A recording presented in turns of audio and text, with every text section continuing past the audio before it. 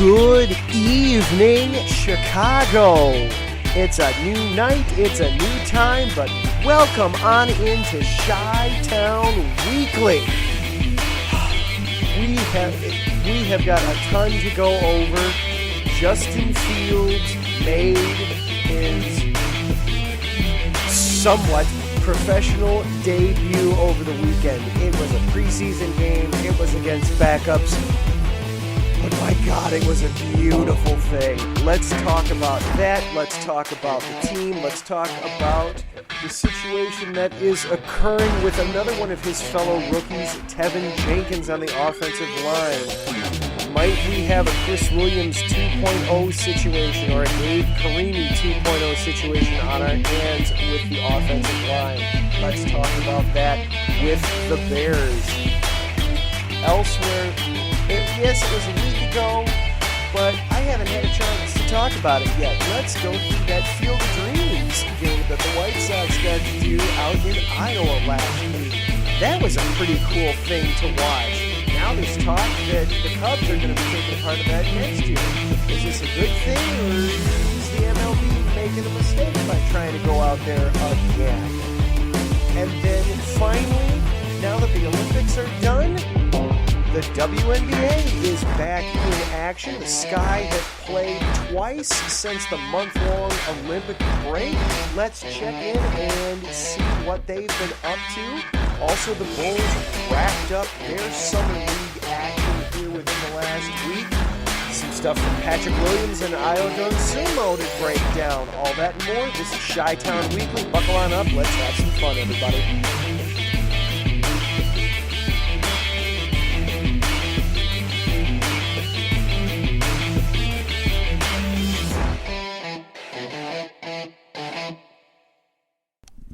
And welcome on into a Wednesday night edition to Chi-Town Weekly. Yes, if you were waiting around on Monday and went, where is he?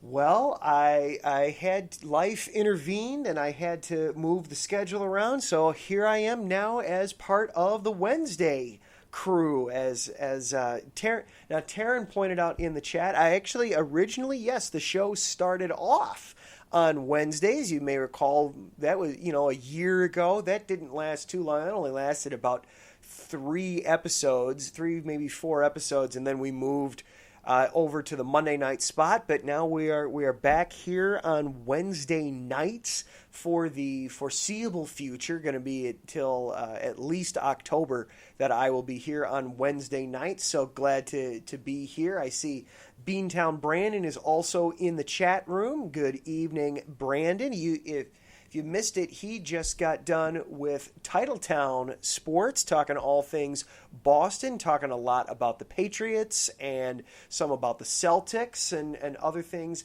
happening up there in the New England area. And we had a fun little conversation in his last segment talking Mac Jones versus Justin Fields. We will definitely have some fun with that here opening up to start the show tonight. But of course, before we get any further, we have to acknowledge our sponsors, and we have 2 of them this week here at IE Sports Radio. First up, the Southern California Warriors.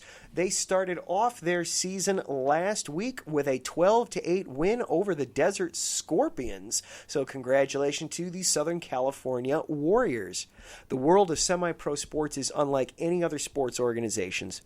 Players pay to play in hopes of so many different outcomes, whether it's playing to get filmed to try out for professional teams, big-time colleges, or just playing to stay in shape. No matter what, all semi-pro players have one thing in common, and that's playing for the love of the game. The SoCal Warriors have been on a quest to earn titles and give players second chances since 2017. Whether you're in Southern California or anywhere in the world, give semi-pro sports a chance if you love your sport. You may get that second chance you have been waiting for as an athlete.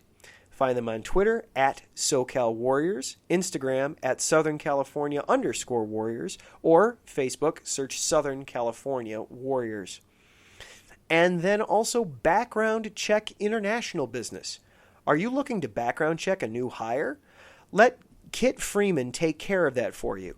Kit founded and has managed Background Check International since 1994, and he's here to help you with the screening process. Contact Kit and let him help make the hiring process that much easier. This business is used for professional background checks and not for the use of any crimes such as identity theft or any other illegal activity. Find him on his website, bcint.com, or check him on Facebook at Background Check International-BCI. That is Background Check International Business. And of course, IE Sports, we are available on all of the major social platforms. You can find us at IE Sports Radio on Twitter, Instagram, and by going to Facebook and searching IE Sports Radio, or just heading over to iesportsradio.com.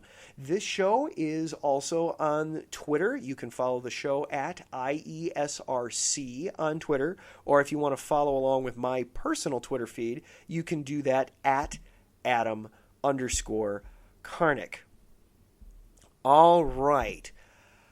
So last weekend, and of course, if you are listening live here on Wednesday night, please hop on into the chat room here on Spreaker. Taryn and Brandon, as I said, are already there. Hello, gentlemen. Good evening to you.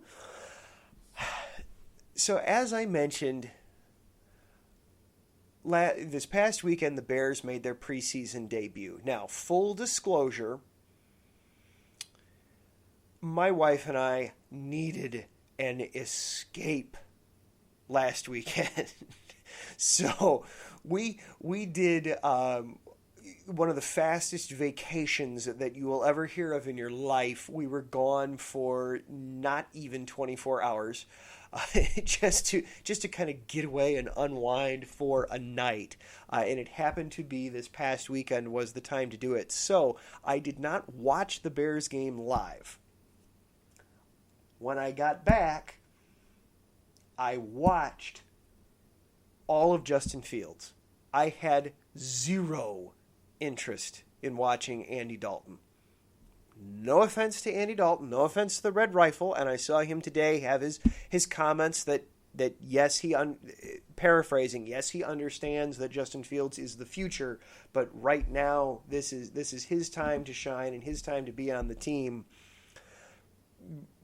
Great, fine, wonderful. I don't need to watch Andy Dalton play preseason football. I already am comfortable with what Andy Dalton is and what he isn't.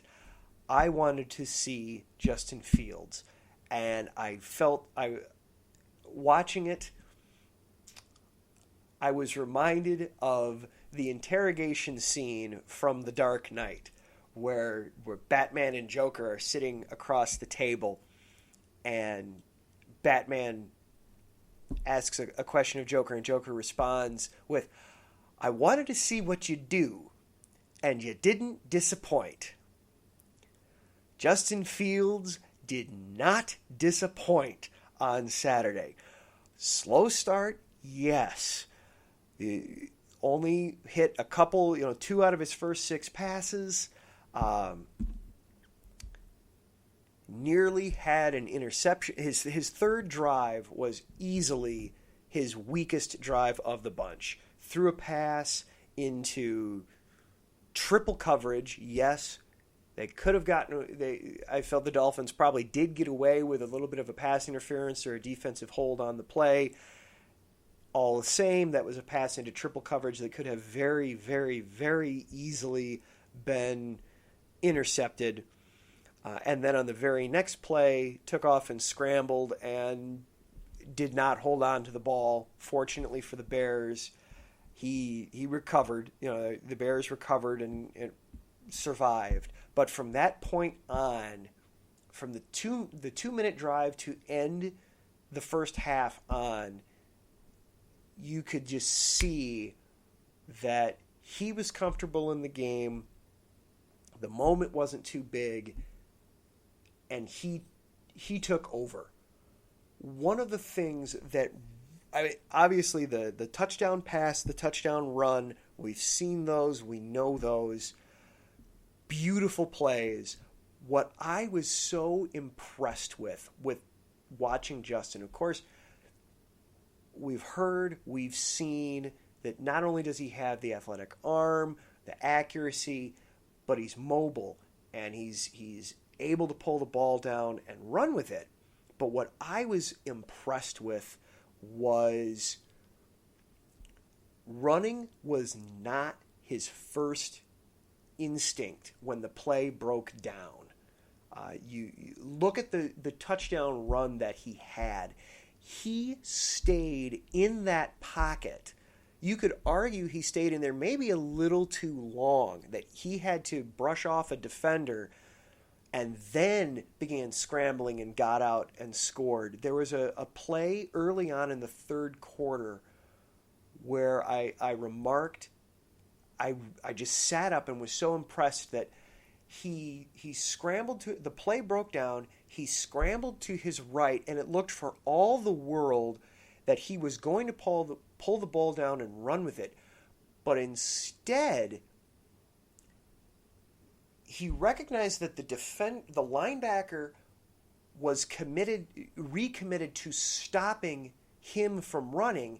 He pulled up and lofted a pass over top of the linebacker to his receiver, and they got the first down.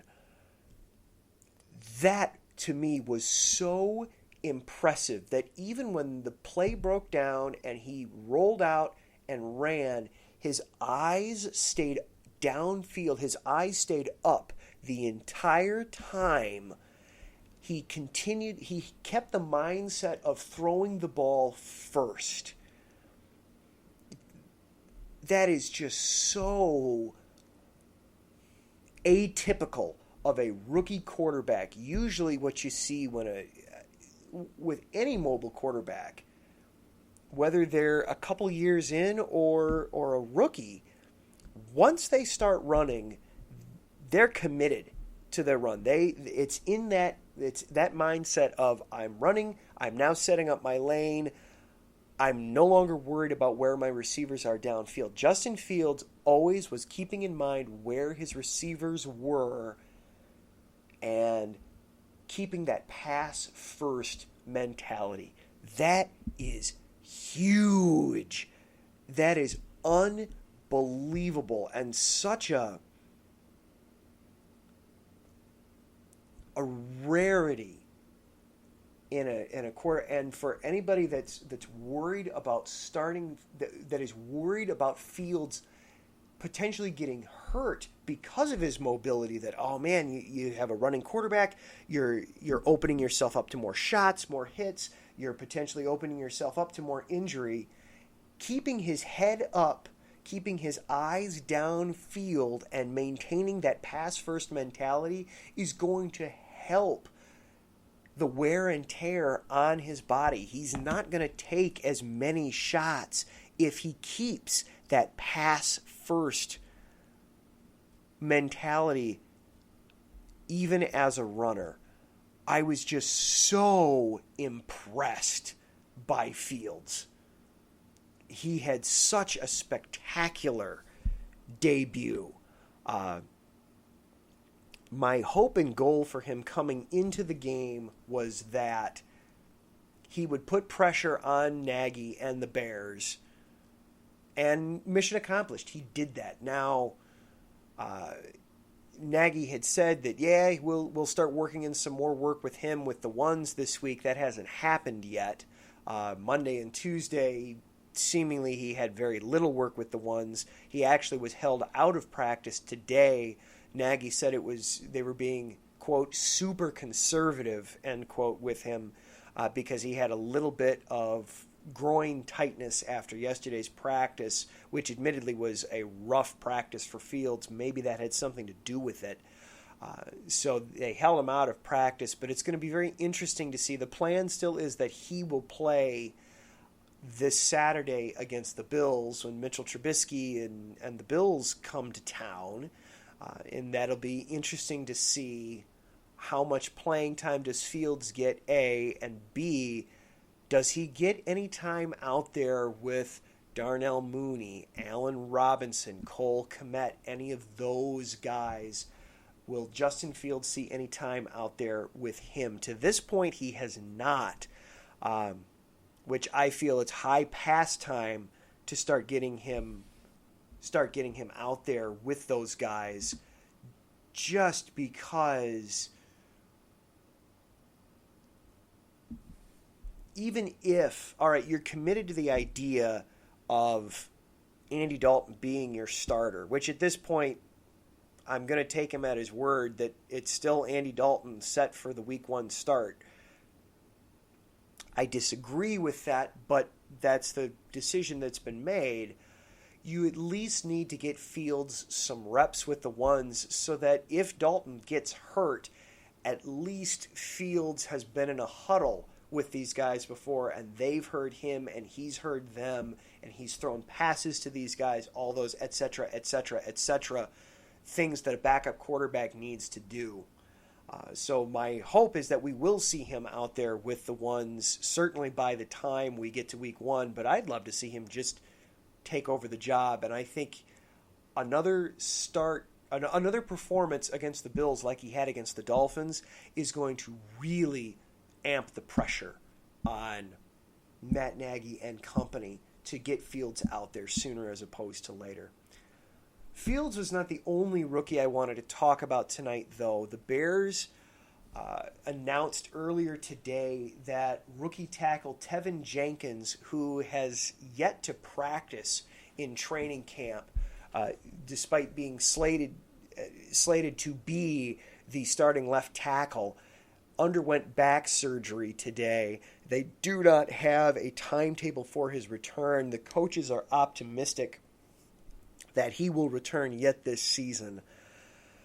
Ugh, that hurts. At this point, I would not expect to see Jenkins out on the field in a regular season game this season for the Bears. Certainly not at left tackle. He has not practiced at all with the team through camp. Obviously, he will not practice with the team by the time camp breaks. So you're looking, at some point during the regular season when practices are extremely limited and what you can actually do during the week is very, very regimented and restricted.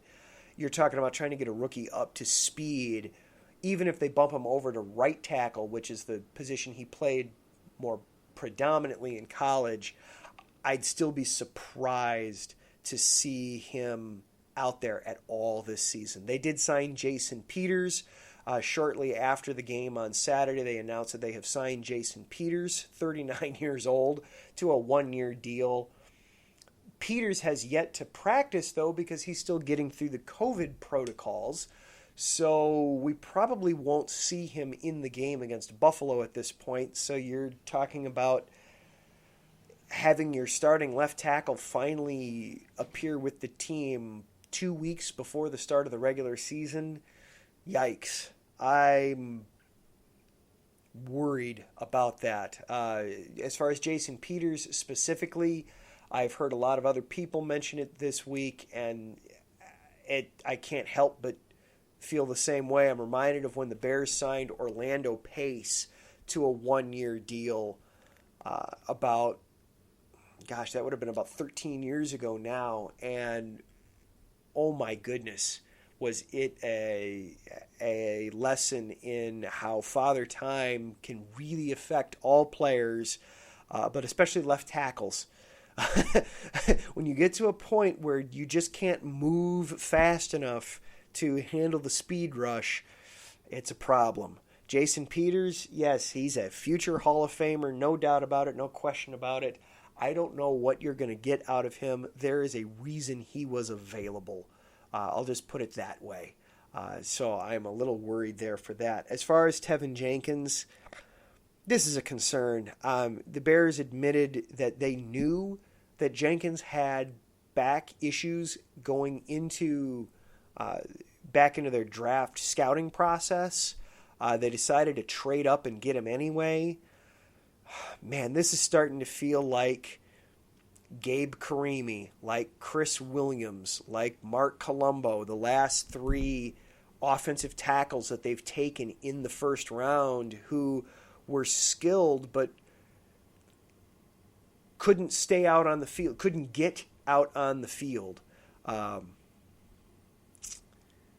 worrisome to say the least. Hopefully Jenkins comes back, and while again I don't expect anything from him this year, hopefully we'll be able to see something, and he will be able to produce and prove that he was worth trading up for whenever we do see him out there on the field. But definitely rough news this morning from Coach Nagy. All right, we're going to take a quick break, and then when we come back, let's talk about the Field of Dreams, because now not only, of course, the White Sox played in that fantastic made-for-television event out in Iowa against the Yankees last week, we found out that the Cubs are also going to be taking part in that same event next year. So let's talk about that. This is Chi-Town Weekly here on IE Sports Radio, your direct feed for all that is sports.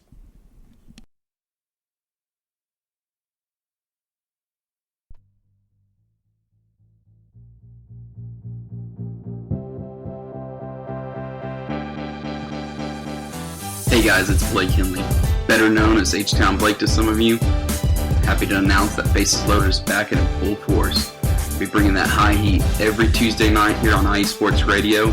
So come home, get ready, dig into that batter's box, and see if you can chase that high heat, baby. So we'll be coming to you live with all the stats, all the rundowns, all the division rivalries, and every team that's going to make the playoff push to get to that one and only October and get to the pinnacle of what baseball is, to hoist that Commissioner's Trophy when it's all said and done.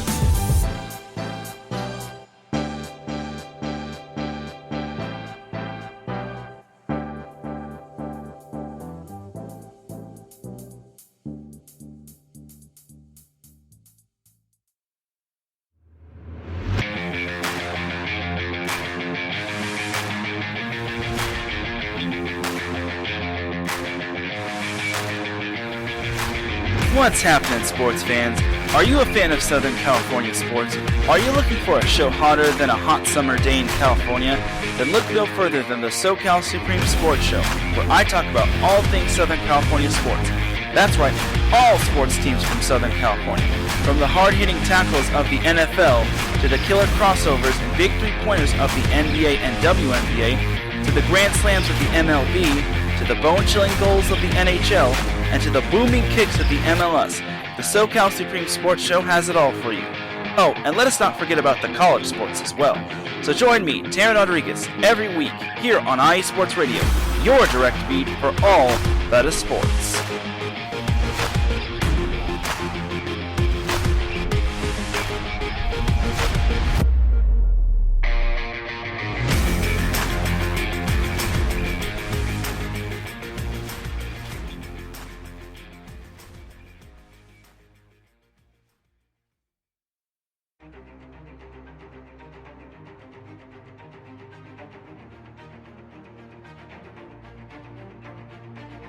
Hey USRN fans, do you have a product or company you're trying to promote?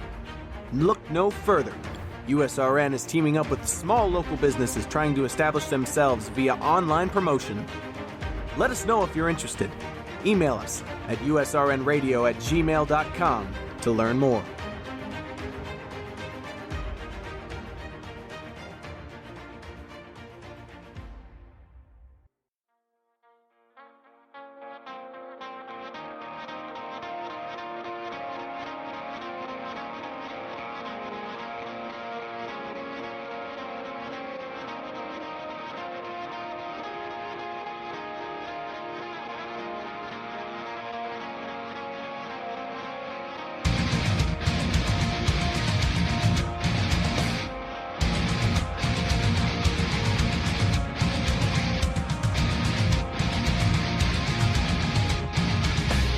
Hey sports fans, do you like wine? Well, we've got the show for you. This is Let's Wine About Sports, a show where we talk about wine and sports simultaneously. From the classic Cabernet Sauvignon all the way down to the grapes that you've never even heard of before. Oh yeah, we cover it all. And we'll talk about a little bit of sports as well. Football, hockey, collegiate, women's sports, it doesn't matter. We're going to talk about it all, and we're going to whine about it all. So join me Monday at 8 p.m. on IU Sports Radio. your direct feed for all that is sports.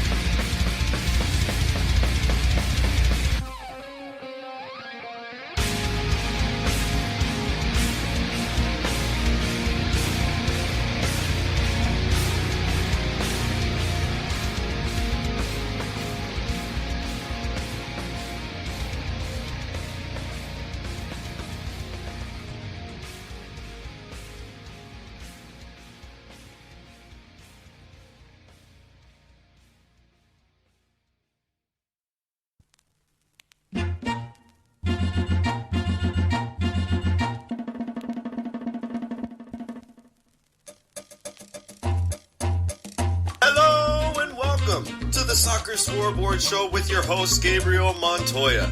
This is the show for soccer, football fans, or whatever you call the beautiful game.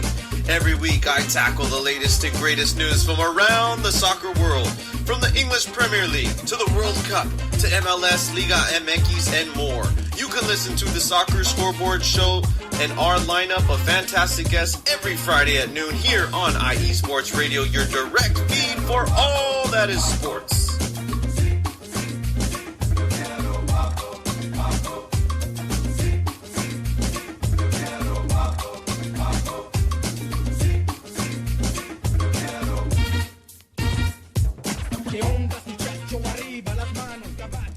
And welcome back into Chi-Town Weekly here on IE Sports Radio, your direct feed for all that is sports. Before we move on to baseball real quick, I did want to put a little bit of a bow onto that first segment. I saw some comments in the chat that I just wanted to go through there. Both Brandon and Taryn feeling that absolutely Justin Fields should be the starter over Andy Dalton. I could not agree more. I understand the concept and the idea behind having Dalton be the guy to start the season, because that's, you have the veteran and the rookie needs to sit for a while, but Fields is ready. Get him out there. Let's see what the future holds. We know that who and what Andy Dalton is. He is a fine and serviceable guy as a starter, but he is not going to put this team over the top. I don't know that the Bears are going to be a playoff team even with Justin Fields this season, but I know that with Andy Dalton, they're not going to be. So just wanted to put a little bow on that. But now let's talk about some baseball. Last Thursday, the MLB put on a very cool, made-for-television spectacle of the Field of Dreams game out in Iowa. Now, I do have to admit that while I am familiar with the movie and I have seen scenes from the movie, I have never actually sat down and watched Field of Dreams start to finish. It's on my list. I will get there. Have I mentioned that I have a toddler? Movies get watched maybe twice a month. We're able to actually sit down and watch a movie. For reference, we've been trying to get through the entire MCU since New Year's Day. We're just a little over halfway. We'll get there. I will get there. Field of Dreams is on my list. I will watch it. I know it helps too that I know that it's a family appropriate film. So when my daughter is a little older than she is now, it'll be a good daddy-daughter movie night. And I'll get there. It'll happen. That being said, obviously I knew Kevin Costner was in the movie, so to see him out there, and I know the premise of, the Black Sox building a stadium so that those disgruntled's the wrong word, those ostracized and blackballed players can kind of have a chance, that may have wrongly been blackballed, get a chance to kind of have their own little slice of heaven. out there in the cornfields of Iowa. So I'm familiar with the plot of it. I just haven't sat down and watched it. So I understood, A, obviously why it was in Iowa, B, why Kevin Costner was there. And then to Taryn's point, Taryn asked the question, if you could pick two teams to play in the Field of Dreams games, who would you pick? Well, the White Sox are absolutely 100% appropriate to have in the Field of Dreams game because they're the team that the movie's about. You know, it was the 1919 Black Sox scandal of players taking bribes to throw the World Series, and there were players that admittedly that got blackballed from the game, from MLB and from the Hall of Fame in Cooperstown and all that may not have been active participants in the actual throwing of the games. So the White Sox, absolutely 100%. It's so appropriate that they were in the inaugural game. And MLB did such a cool job with it.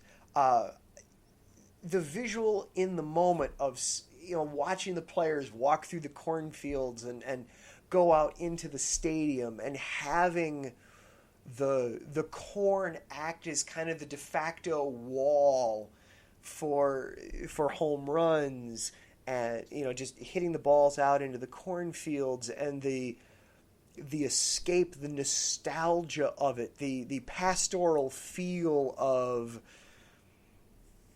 what they set up by having a game out there in Iowa, that little bit of escape was awesome. And it also gave Fox and MLB the opportunity to kind of create their own little television studio of a baseball diamond.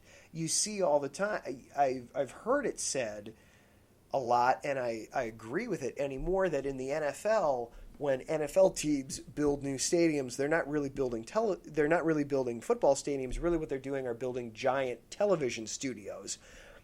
Baseball hasn't really caught on with that yet. You still, just because of the uniqueness of the playing surface, you aren't able to do the same camera angle things that you can do in football. Well, this gave them an opportunity to try some different things and experiment a little bit. And baseball has always been good, and some of this is because of its fan base. Baseball has always been good on the nostalgia, on the throwback, on the callback to a simpler time kind of a feel to its games. And this had that. It was terrific setup for a baseball game. But then the game itself was so good. 8 home runs, back and forth. You had the Yankees take the lead in the top of the 9th, only for the Sox to turn around and Tim Anderson to hit a walk-off home run into the corn to end the night. I heard somebody, I saw people comment and lament that, oh, Tim, of all the times to do a bat flip, Tim Anderson, you are known for being the bat flip king. And he didn't bat flip in that spot. I don't have a problem with that, though, because one thing that I've always loved from Tim Anderson is, while, yes, he bat flips and celebrates, it's always genuine. It's always in the moment. It's he's reacting to the moment. And in that moment, he chose to react the way it did, and it wasn't a bat flip, but his reaction was still genuine. So I had zero issue with him not bat flipping there, not doing something pre-recorded, if you will, or premeditated of a reaction, that it was still genuine from him. I love that about Tim Anderson, and he's just always, everything you get out of him is genuine and real and in the moment. And you got all of that on display. A fantastic game overall, back and forth. It was neat. It was a great setup and a great opportunity. Unfortunately for the Sox, the rest of the series, once they got back to Chicago, didn't really go their way. The Yankees took the remaining 2 games in Chicago to take the series, and ultimately the Sox dropped 5 out of their 6 games that they played against the Yankees this year. Now I check into them. I check in right now. When I look at it, they are playing the A's tonight, and they are leading 3-1 in the top of the 7th, and they've taken the first 2 games against Oakland in this series. So I'm enjoying seeing that out of them right now, that they're turning around and winning. I also liked hearing there was some concern from Liam Hendricks after that game, as Tony La Russa referred to it as the corn game. I like that. I think I'm going to go with that from now on. The corn game. I'm working on a project, we'll say. I don't want to say too much and then not be able to follow through with it. So let's just say I'm working on a project for the end of the baseball season, and the corn game is definitely going to find its way into that project. So stay tuned there with Tony La Russa. But there was some concern after that game that, oh man, Hendricks, man, he's supposed to be your lockdown closer, and he gave up the lead in a big way in that game. What is there something wrong with him? And then Hendricks against the A's Monday night absolutely shut it down, struck out the side, no problem against his old team. And then he said after the game, I was made aware of the fact that I was tipping my pitches a little bit, so we fixed that, and I think it went a lot better. And yes, it did. The game Monday night, to get off the Field of Dreams for just a second, the game Monday night, my goodness, that's the kind of thing that I think we're going to see ideally in a lot of the postseason games when the Sox get there, because they're still light years ahead of the competition in the American League Central right now. Looking at the up to the second American League Central standings, the Sox are 11.5 games in front of Cleveland in the division. 11 up in the loss column. The Sox are going to be in the postseason. I think that's fair enough to say. That I don't think I'm assuming too much when I say that. The Sox are going to be in the postseason here in a few months. But seeing what they did Monday night, where Keuchel went out and gave you 5 innings, and then it was, all right, turn it over to the bullpen. Kopech, Kimbrel, and Hendricks, boom, boom, boom. Good luck hitting that, guys. When all 3 of those pitchers are hitting their spots, they struck out 9 of the 12 batters those 3 pitchers faced. 9 of them struck out. That's what you want to see from this bullpen. That's what Rick Hahn was trying to assemble when he was being as aggressive as he was in setting up this bullpen for this postseason run.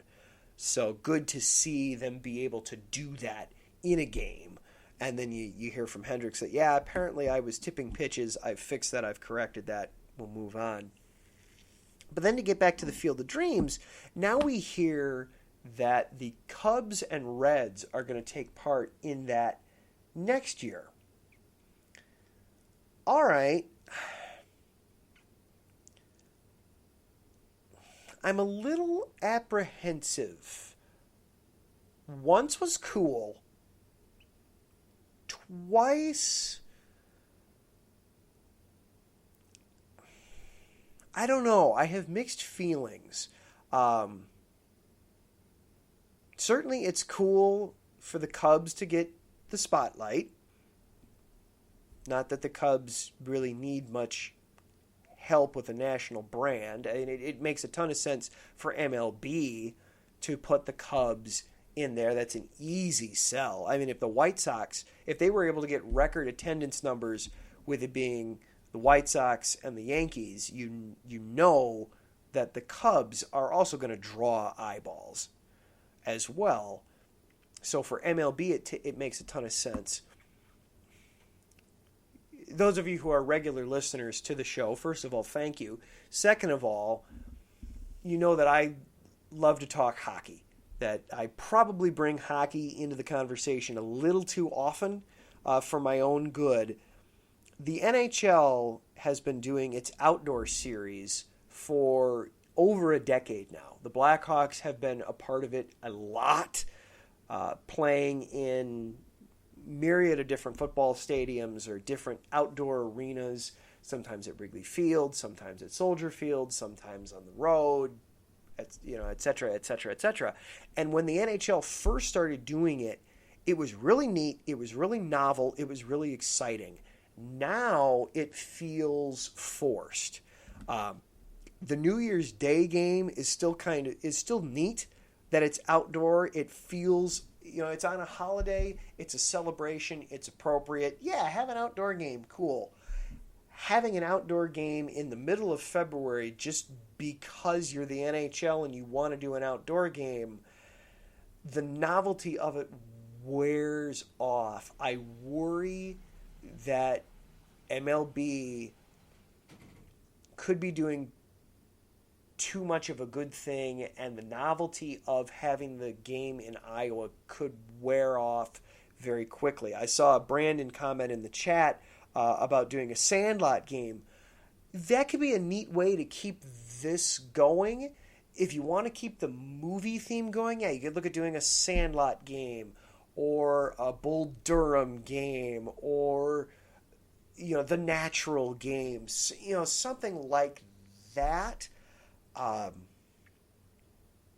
What would really be a neat idea, and if you're really committed to this idea of having a spectacle, building a stadium kind of purpose-built for this one event, really what you ought to do if you're MLB, Rookie of the Year game. That movie is fun. You want to talk about getting to watch a movie with my daughter. That's one of my wife's favorite kids movies is Rookie of the Year. It is not uncommon at all that one of us will Rosenberger, Gardenhoser, Rollenfruder.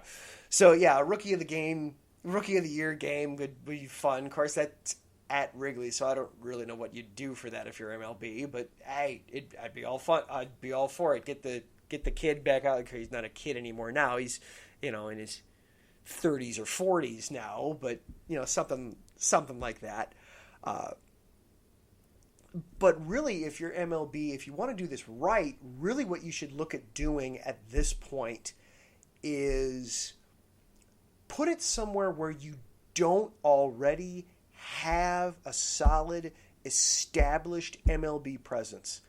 MLB, you're trying to grow your game. You're trying to build your brand. You're trying to overcome the fact that you're not attracting new fans. Have this game in a site or a city or a state where you don't already have a foothold. Montana, the Dakotas, Utah, Salt Lake City, or maybe in Oregon or Indiana, somewhere where you don't already have a presence. That, I think, could be a way to help keep the shine and luster on this idea. If you just keep having it be in the cornfields of Iowa every year, I think the novelty is going to wear off on it very quickly. One last thought on the Cubs taking part of it this year, in this upcoming season, then we got to take a break. I do find it ironic that it'll be the Cubs in Iowa because that's where their AAA team is. And they add a player to the roster for the Field of Dreams game. There's going to be some poor kid that gets called up to the Cubs from the Iowa Cubs just to stay in Iowa and play a big league game in a non-big league field. So, all right, we have to take one more quick break, And then coming out of that, let's talk some hoops. This is Chi-Town Weekly here on IE Sports Radio, your direct feed for all that is sports.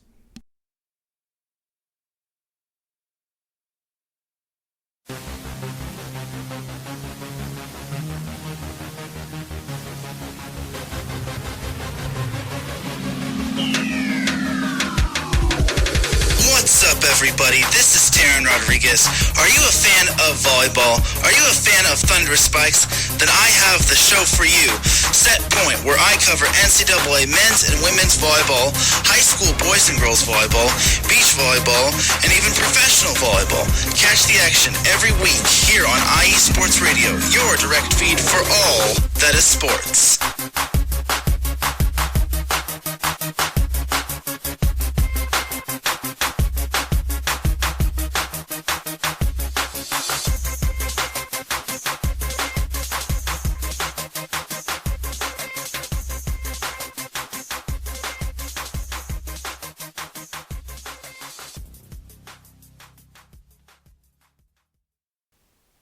Attention, all sports fans! If you're someone who wakes up each morning with lists of sporting events to go along with your to-do list for the day, then you just might be a diehard. The world of sports is as vast as the ocean is deep, including the major leagues, the minor leagues, the college, and everything in between. This is me, your boy Larry B of IE Sports Radio, welcoming you to join me every Monday evening at 4 p.m. Pacific, 7 p.m. Eastern on The Defining Moment, a show that focuses on what really matters in the sports world, sports themselves, and nothing outside of them. Once again, tune in for The Defining Moment with me, your boy Larry B, every Monday evening at 4 p.m. Pacific, 7 p.m. Eastern on IE Sports Radio, right here on Spreaker.com. We'll see you there.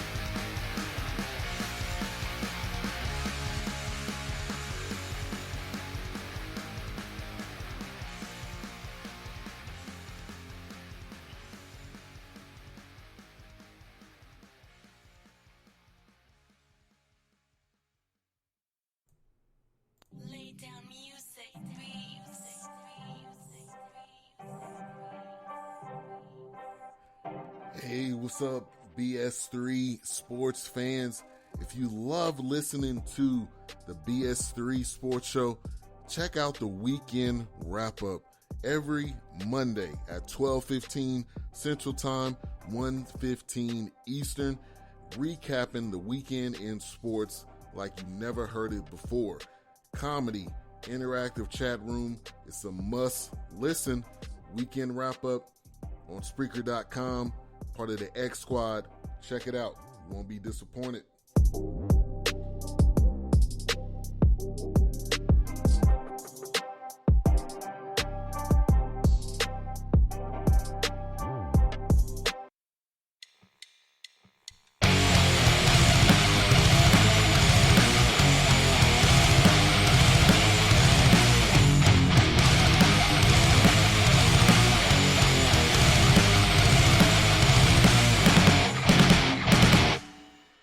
College football, and do you want to hear a college football show dedicated to all that is college football, including junior college and the CCCAA and the NJCAA, the NAIA, and the NCAA, including Division III, Division II, Division I AA in the FCS, and Division I A in the FBS? Well, then look no further.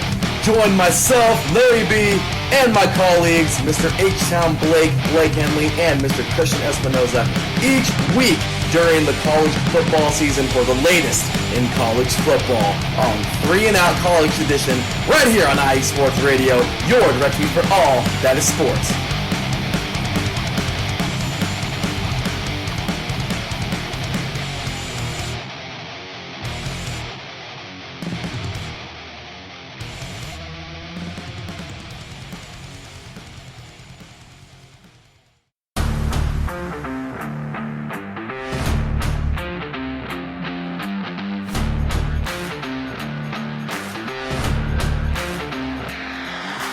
What's good, fight fans? It's your boy, Marcus Los Great, here to give you what you want, here to give you what you need.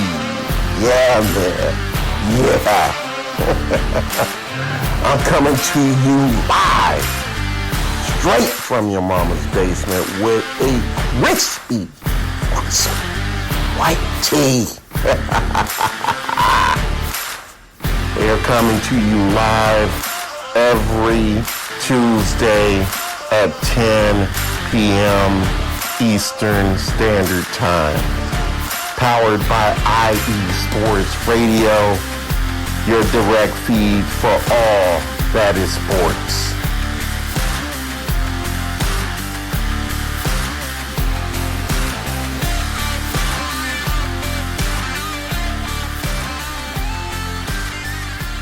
And welcome back to Chi-Town Weekly here on IE Sports Radio, your direct feed for all that is sports. So before we go on any further, I just was checking in on the White Sox game, and apparently Sox starter Lance Lynn got ejected tonight at the end of the fourth inning. Originally, the blurb that came across to me was that it was the result of a foreign substance check. That's not quite the case. It looks like what happened is, ever since they've been doing this heavy emphasis on checking pitchers for sticky substance, for foreign substance, for the pine tar, and et cetera, what have you, pitchers get checked at the end of every inning now. And Lance Lynn, at the end of the fourth, I'll retweet it out here. He apparently, he puts his hat and his glove down. The third base umpire comes and checks. And all of a sudden, you just see Lance Lynn's belt come flying out of nowhere and lands a few feet away from the ump. And the ump immediately tosses him. Just immediately ejects him. So, props to the Twitter account, the Dude at Turn2Dude, for getting the zoomed in footage of it. But Lance Lynn, he puts his hat and his glove down, walks down into the dugout. Ump comes over, starts checking him out. Obviously, they're must be having some kind of a conversation, because then just here comes this belt flying over the railing of the dugout, and the ump just, yeah, okay, you're gone. All right, that's it, you're done. So I'm not sure that Lynn necessarily failed the sticky substance check. It doesn't look like that's what happened. It looks like he wasn't happy about getting checked, or he wasn't happy with the maybe there were some insinuations going on by the ump.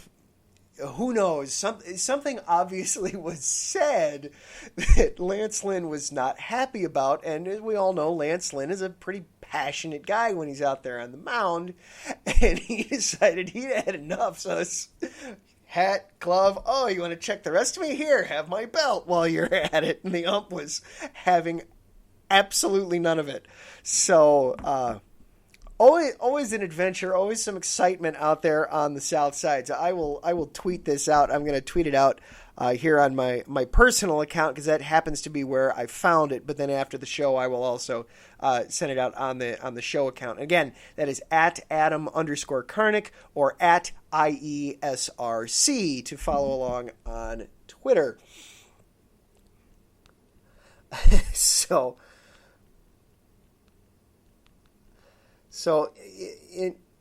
interesting stuff there. All right. I did want to get into real quick before we wrap up and we pass the baton over to Marcus Los Great and gloves off. I did want to get a recap of everything going on in professional hoops going on in the city. Now that the Olympics are done, the Chicago Sky are back in action. Congratulations to Stephanie Dolson. Of course, she won the Olympic gold medal in the first ever women's 3x3 tournament. She's now back with the team. The Sky at the break, the Sky were 10-10. Now we've played a couple of games. Their first game back on Sunday, they took on the Seattle Storm and came back from being 6 down in overtime. 6 down, with a minute to go in regulation to force overtime and ultimately won the game in overtime. They then turned around and played Dallas last night and had a little bit less success. They lost the game to Dallas last night, 80-76. So as it sits right now, the Sky are exactly 500. They are 11-11, and they are right smack in the middle of the WNBA standings, 6th place overall, and in 2nd place in the Eastern Conference.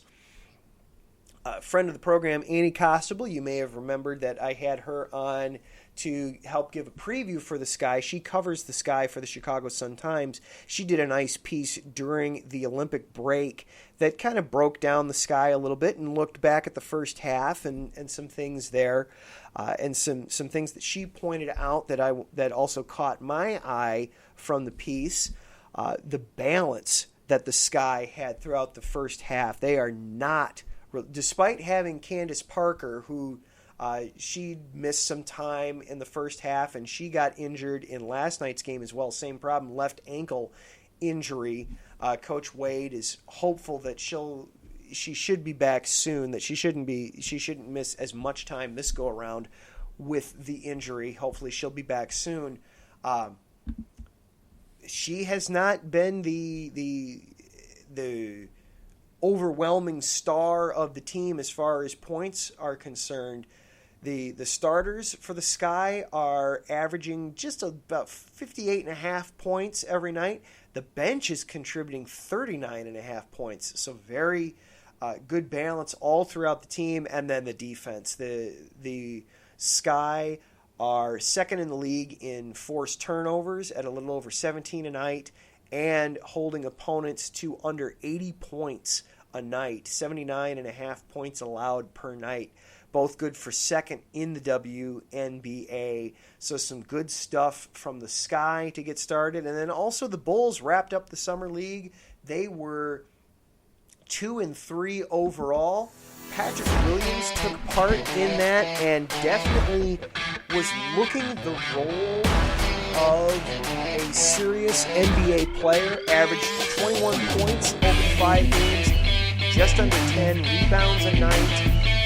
Was starting to develop a little bit of a three-point shot, too. He was hitting just under 44% of his three-pointers. So good to see from Patrick Williams. It'll be interesting to see if he'll be able to take the next step, now getting ready for his 2nd NBA season. And then the other guy of note was Ayo Dosunmu from the University of Illinois.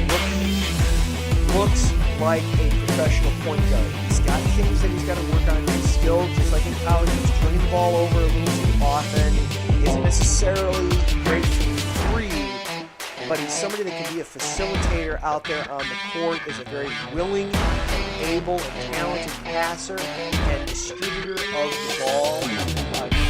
Ayo's, of course, going to be fighting for minutes this coming season, thanks to the acquisition of Lonzo Ball by the Bulls. But it's good to see that Ayo's got some skills there that are going to translate into the NBA game, and got some stuff to build off of into Summer League stuff.